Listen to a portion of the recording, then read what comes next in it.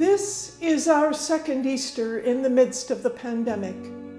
In many ways, it feels like we have been stuck in a very long Lent. We have been through lockdowns and restrictions. We have been isolated from our faith and personal families. We have worn masks, avoided contacts, washed our hands, and worked and schooled from home. We have lost loved ones to COVID, unable to be with them and unable to mourn with family and friends. We have been afraid. When Jesus rose from the dead, the disciples could not quite believe it. They locked themselves into rooms. They isolated themselves from others.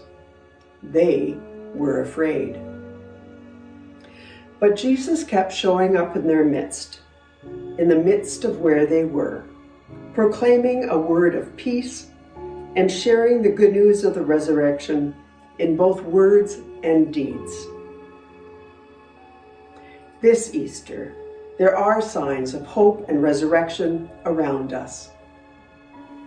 Jesus is still showing up in our midst. In some places, restrictions are easing up. In some places, group sizes have increased. Vaccinations are being delivered to healthcare workers, the elderly, and to Indigenous communities. Healthcare workers continue to work selflessly. We met Jesus among us as we worshiped online. But now some churches are opening up with reduced capacity.